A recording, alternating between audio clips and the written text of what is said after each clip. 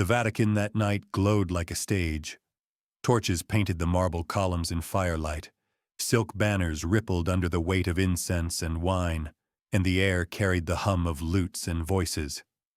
But beneath the gold and music lay a tension sharper than any blade.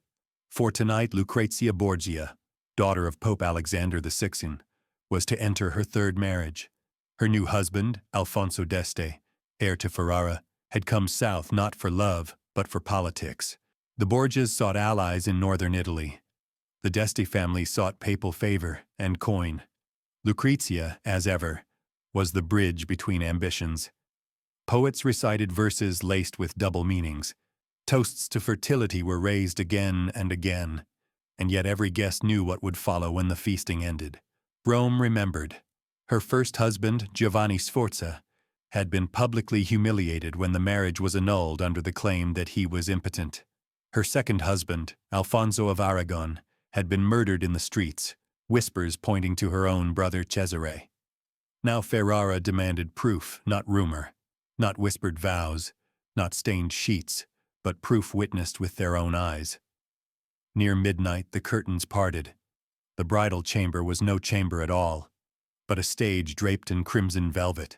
A bed stood ready, watched by priests, clerks, and ambassadors. Silence fell. What should have been the privacy of two became the evidence of many. Lucrezia did not protest. Her face, framed in candlelight, revealed neither shame nor rebellion. She had already learned what humiliation could do. It could destroy a person, yes, but it could also be wielded, like a weapon honed on fire.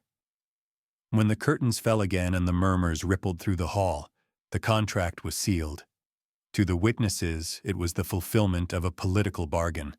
To Lucrezia, it was something else entirely. The moment she resolved never again to be merely the pawn of others. Lucrezia was born in 1480, when Rome was a city of contradictions, a place where monks preached chastity while cardinals kept mistresses openly, where prayers rose to heaven in the morning and blood stained the cobblestones at night. Her father, Rodrigo Borgia, was then a cardinal with vast wealth and vaster ambition. Her mother, Vanozza de Catane, came from a respectable Roman family and became one of Rodrigo's favored companions. Unlike many illegitimate children of the clergy, Lucrezia was not hidden. Rodrigo adored her more openly than was wise. He gave her fine tutors, ensuring she learned Latin, poetry, dance, and the subtle art of diplomacy. She grew up beside her brothers, Cesare, Juan, and Jofre, each of them fierce, ambitious, and destined to cast long shadows over her life. From childhood, she understood that her destiny would not be her own. At 11, she was already betrothed. At 13, she was married to Giovanni Sforza of Pesaro, a match meant to strengthen the Borgias' grip in northern Italy. The wedding glittered, but the marriage soured quickly. When alliances shifted, her family demanded the union be dissolved. And how does one dissolve a marriage in Renaissance Rome? Not quietly. With spectacle. Giovanni was branded impotent before all of Italy. The shame was his, but the stain clung to her as well. Lucrezia, scarcely more than a girl, was whispered about as the bride whose husband could not perform. Soon after, she was married again, this time to Alfonso of Aragon, a young prince tied to Naples.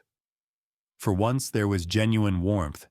They had a son together, and for a fleeting moment it seemed her life might find stability. But the Borgias' fortunes turned, and Alfonso's presence became inconvenient.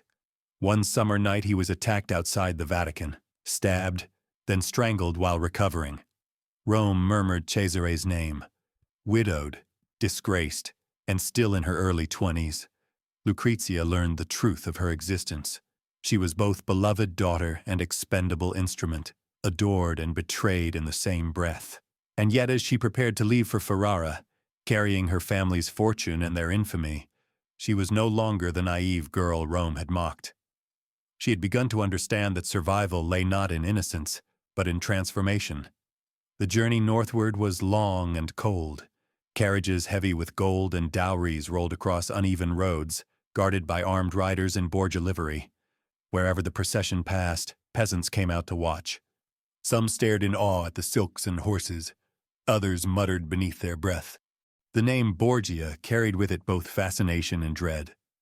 Lucrezia sat within the carriage, her hands folded on her lap, her gaze drifting over the wintry fields. Beside her lay gifts, jewel caskets, fine cloth, promises of coin. She was not traveling as a woman alone, but as the embodiment of an alliance. Her body, her beauty, her reputation, all were now instruments in a bargain between Ferrara and Rome. The d'Este family had hesitated to accept her. They had heard the rumors, as all of Italy had, whispers of poison vials, incestuous ties and husbands disposed of in blood. Ferrara prided itself on dignity, on the refinement of its court. What could they gain from a Borgia bride but scandal? And yet the dowry was enormous. Money could soften scandal. Papal favor could outweigh whispers. Politics demanded what pride resisted. And so Alfonso d'Este, grim and pragmatic, consented to wed her. For Lucrezia, the journey was more than a passage between cities. It was the threshold between two lives.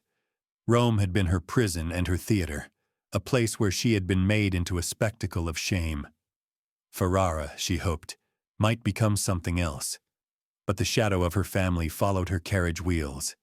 She knew the court she was entering would scrutinize her every gesture. She would arrive not as a beloved bride, but as a figure of suspicion. The marriage feast in Ferrara rivaled any held in Rome. Tapestries from Flanders hung in vaulted halls. Musicians filled the air with madrigals, and the banquet table groaned beneath roasted stags and gilded confections. Yet beneath the splendor, the atmosphere was watchful. The d'Este courtiers studied her with thinly veiled curiosity. Was she as dangerous as the stories claimed? Could she be trusted? Or would Ferrara wake one morning to find itself ensnared in papal schemes? The night reached its climax when the moment of proof arrived. Not content with words or contracts, Ferrara required the consummation to be verified. So once more, as in Rome, the act of marriage became a ritual of spectacle.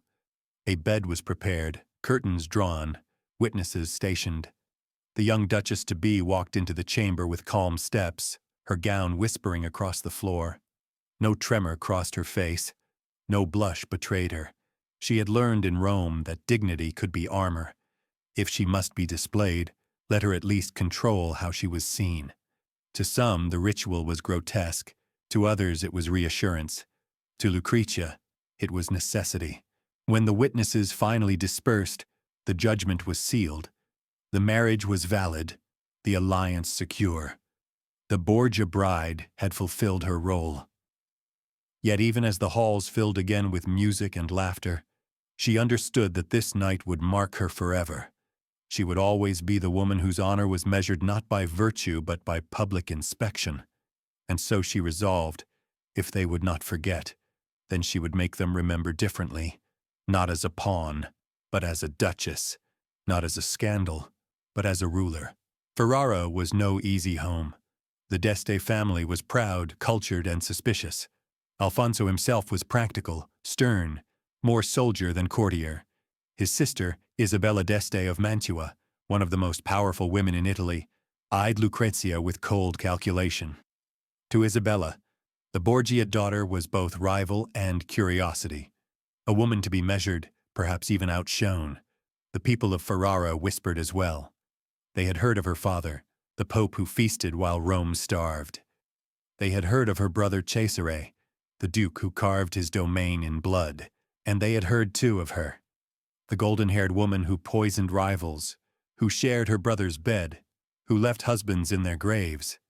Such were the tales carried north by merchants and envoys. Truth mattered little. Rumor was stronger than fact, and rumor had already built her reputation. Lucrezia knew she could not silence it. Instead, she would do something harder. She would outlive it.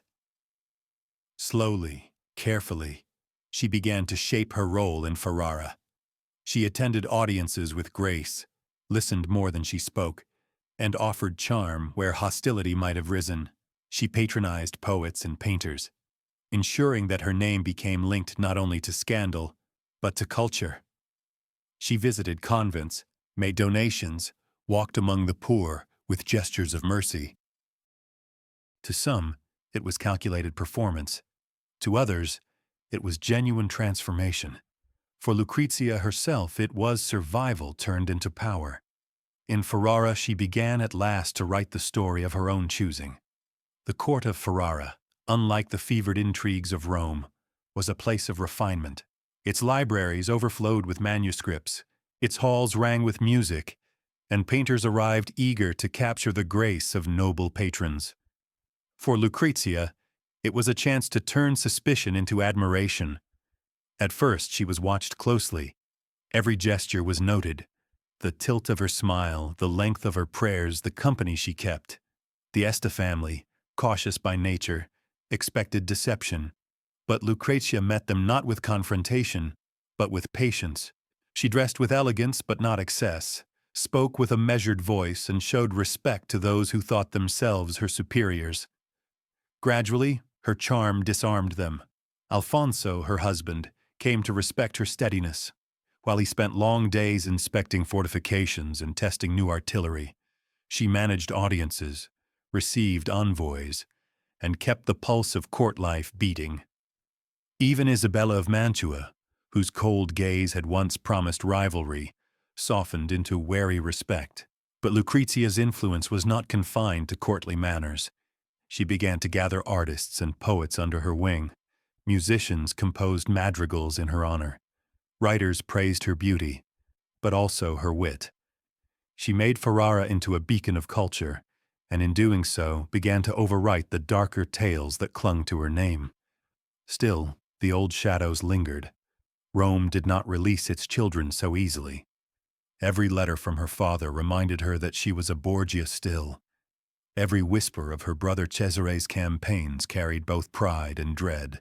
In Ferrara, she was duchess, but she would always carry the echo of Rome's scandals. If politics had made her a pawn, art made her a queen. Lucrezia understood instinctively that culture was power. To be remembered in poetry and portraiture was to shape memory itself. She invited poets to her chambers, commissioned religious works for churches, and encouraged scholars to dedicate volumes to her name.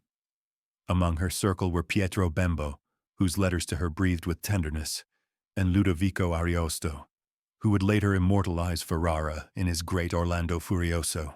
Painters captured her serene features, her pale complexion framed by golden hair, creating an image of purity that countered the venom of gossip. She became, in the eyes of many, not the poisonous siren of rumor, but the gracious Duchess of Ferrara. This transformation was not mere vanity. In an age where rulers fought with swords and ink alike, reputation was armor. By becoming patroness, she bound artists and scholars to her cause, and through them, reshaped how the world would remember her. Yet Ferrara was no island of peace. Italy at the turn of the century was a chessboard of warring powers. France pressing from the north, Spain from the south, Venice hungering for dominance, the papacy itself shifting with each new pope.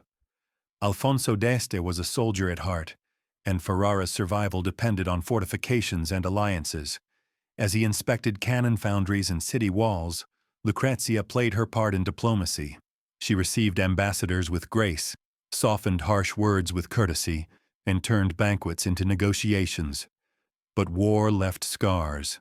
Twice, Ferrara stood threatened by armies greater than its own. Twice, diplomacy and resilience preserved it. Behind every treaty lay not only Alfonso's steel, but Lucrezia's velvet, her ability to calm, persuade, and endure. And still, Rome haunted her. Her father, Alexander VI, died in 1503, leaving the Borgia fortunes to crumble. Cesare, once the terror of Italy, found himself hunted and cornered. News of his downfall reached Ferrara in fragments: defeat, betrayal, imprisonment. For Lucrezia, it was both liberation and loss. The family that had used her as its instrument was fading. She was free of their demands, yet she was also alone, severed from the power that had defined her youth. In Ferrara, she was no longer daughter of the Pope, no longer sister of the Duke. She was duchess in her own right. Life in Ferrara brought both triumphs and griefs. Lucrezia bore children, some living, some lost in infancy. Each birth was watched as a matter of state. Heirs were not merely children, but symbols of continuity and strength. Her letters reveal tenderness, even longing, but also resilience in the face of loss. She continued her patronage of arts, her involvement in charity, her role in the delicate balance of Ferrara's politics. Yet her own health waned with time. The years of strain, the burdens of childbirth, the weight of expectation left their mark. By her early 40s, she was no longer the radiant girl who had dazzled Rome, but she had become something greater, a duchess respected by her people. In Ferrara, she earned a name the world never expected her to bear, La Buona Duchessa, the Good Duchess. It was a title not given lightly. It meant that the citizens saw her as more than a pawn of papal politics, more than the ghost of scandal. They saw in her a woman who, despite every rumor, every humiliation, had brought grace, culture, and stability to their city. The last years of Lucrezia Borgia's life were marked by both dignity and sorrow. She had secured her place in Ferrara, earned the loyalty of her people, and seen her children grow. Yet time was a relentless adversary. Her correspondence from this period reveals a woman both devout and weary. She sought solace in religion, spending long hours in prayer, supporting convents, and retreating more often from the brilliant spectacles of court. The portraits of these years show a face softened by age and trials, but still carrying the composure of a duchess. In 1519, after giving birth once more, her body faltered. The long years of childbirth and duty had taken their toll. Fever came, and the physicians of Ferrara, skilled though they were, could not turn its course. She was 40 years old when death claimed her. The bells of Ferrara tolled, not for the daughter of a pope or the sister of a warlord, but for their own duchess, La Buona Duchessa. The people mourned her sincerely. Her passing closed the chapter not only in Ferrara, but in Italy itself. The Borgia family, once the terror and wonder of Rome, had already begun to fade from power. Cesare was long dead. Alexander VI had passed into history, vilified more than venerated. Yet in Ferrara, Lucrezia's memory remained gentler. The poets she had patronized carried her image into verse. The paintings she commissioned kept her face in halls and chapels. The people remembered her generosity, her quiet strength, her ability to endure. Outside Ferrara, the old rumors persisted. To many in Europe, the name Borgia still conjured whispers of poison, ambition, and scandal. But history, like memory, is layered. Beneath the scandal lay a woman who had lived, suffered, and shaped her own destiny. Lucrezia Borgia became a mirror in which others saw what they wished. To enemies of her house, she was a temptress, an accomplice to crimes. To the scholars and artists of Ferrara, she was a patroness. To her children, she was a mother. To her people, she was the Good Duchess. Her life was neither the fable of corruption nor the tale of spotless virtue. It was, as with all lives, a weaving of both. She had been pawn and player, victim and ruler, ornament and architect of her own reputation. And perhaps that is why her name endures. For in Lucrezia Borgia, we see not only the shadow of Renaissance intrigue, but the resilience of a woman who, against every expectation, carved out her own legacy. Centuries later, when historians peel away the layers of myth, they find not the poison vial or the whispered incest, but the records of a duchess who governed with care, who supported the flowering of art, and who endured the burdens of being born a Borgia. She remains still a figure of fascination, not because she was flawless, but because she was human in an age that demanded something more than human from her. In the end, Lucrezia Borgia was forged by power, haunted by scandal, and remembered by grace. And in Ferrara, where she once walked cloistered gardens and listened to madrigals sung in her honor, the people remembered her with simple words that outlasted every rumor: La Buona Duchessa.